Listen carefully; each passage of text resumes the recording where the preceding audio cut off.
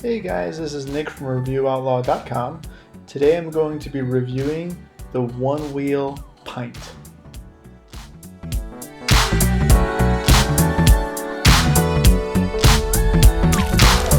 ReviewOutlaw.com. New videos every Thursday at 3 p.m. Subscribe today.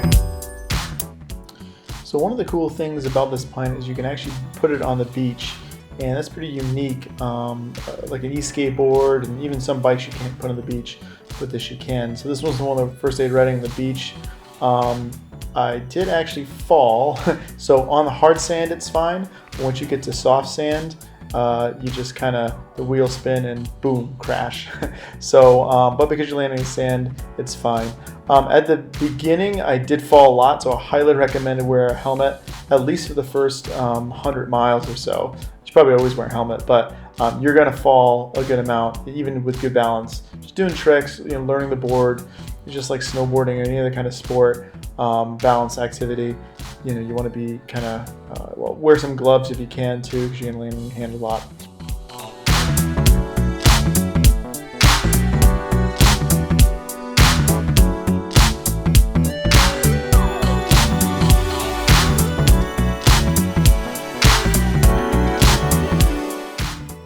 So of course Asphalt is where you're probably going to ride it the most.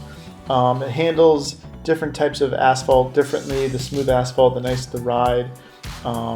Now the OneWheel Pint, that one cost about $7.99. I actually originally tried it on a kiteboarding trip down to the Outer Banks. There's no wind that day, and one of the guys, in the parking lot was riding this. I'm like, well, that's really cool. What is that? You want to give it a shot? So I jumped on it. If you're a kiteboarder, someone who does a lot of different balance sports, any board sports, you're going to pick it up pretty quick. But there is a balance aspect to it.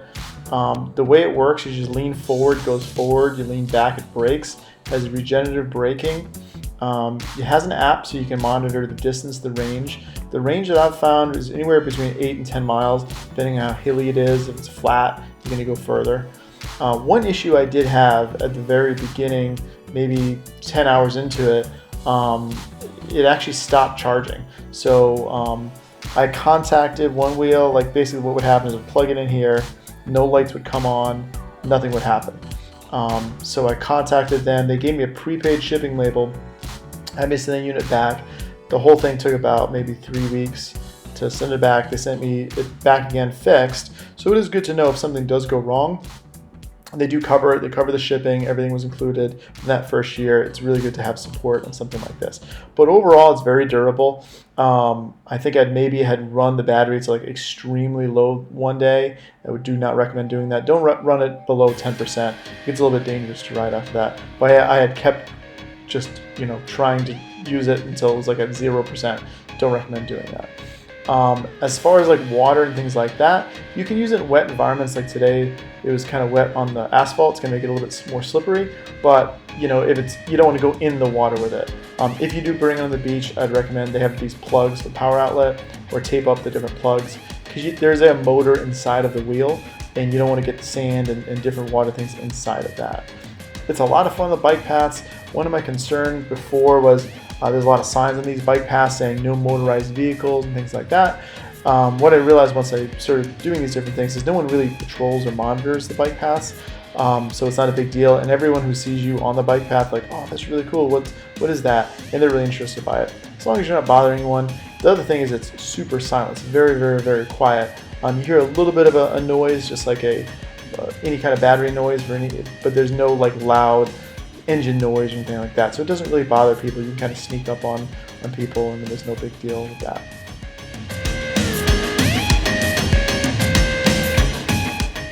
So another cool thing I thought was that if you're riding a bike path and you see cool wood trails, you can jump off, or keep riding right into the wood trails. Now it is a lot harder to ride in wood trails. It's bumpy, you hit tree things or rocks, and it kind of throws you off the board. But you can ride it.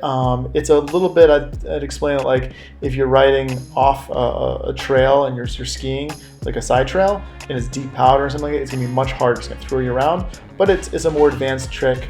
Also gravel, you can ride it on that. If it's thick rocky gravel, you might sink down, but you can ride in gravel. Again, it's going to be bumpy.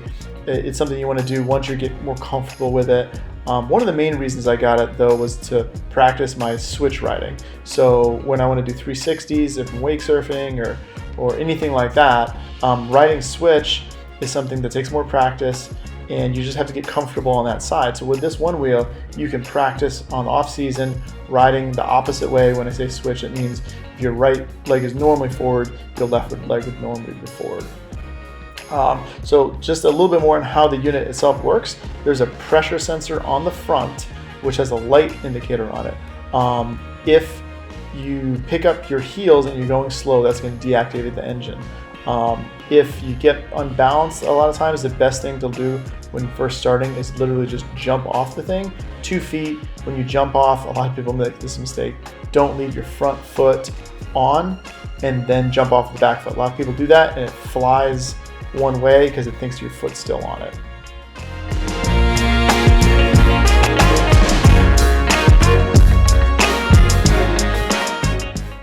Now, OneWheel does make a couple different models.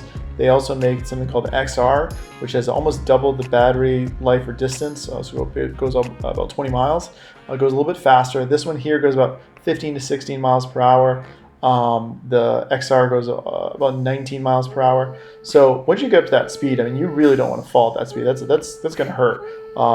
So it's kind of good that it doesn't actually go much faster than that.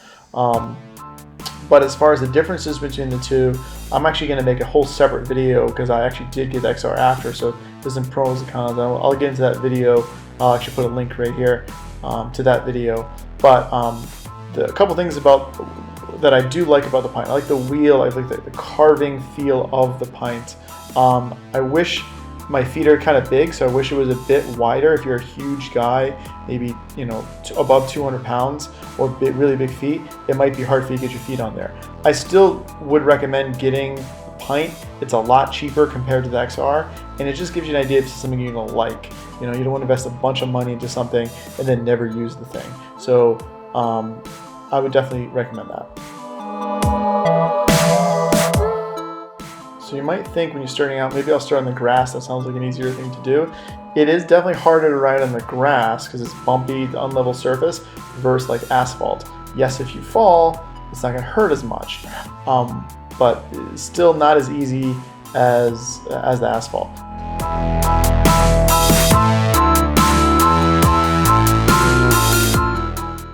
One thing with this coronavirus and everything going on, this is the time that I've been using it the most. Get you out of the house, get you riding around. Spring, fall time, it is a good time to ride this thing. I ride the bike paths a lot. It's just super smooth. It's fun to carve back and forth. People love seeing it on the bike paths as well, which is nice.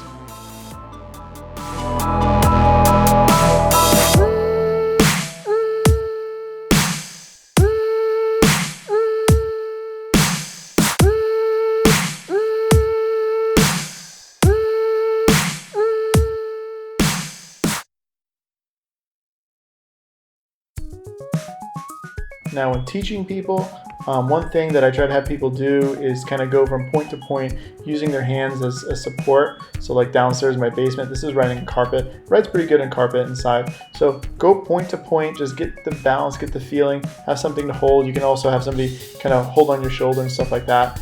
Then you get the idea of how everything works, how it's connected, how if you lean this way, this will happen this way.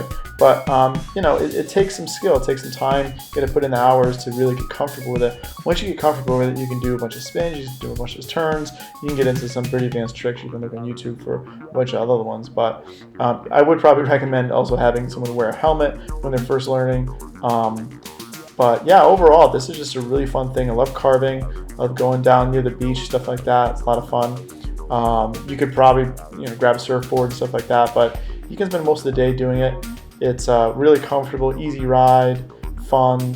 If you're a snowboarder, kiteboarder, skateboarder, anyone who likes new gadgets or things like that, they're gonna love it. It does take some skill. It's not super easy to get right away, but once you grab it and get it, you're gonna really like it. Alright guys, hope you like the video. Watch out for some other videos and some comparison, the Segway and XR and stuff like that. Alright, thanks.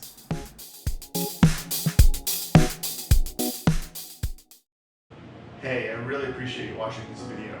If you have time, please give me a thumbs up, share the video on Facebook or social media, click that subscribe button, and don't forget to hit that bell icon next to the subscribe button so you get a notification when new videos come out. Finally, you leave me a comment. I love those. Really appreciate it. Have a great day, guys.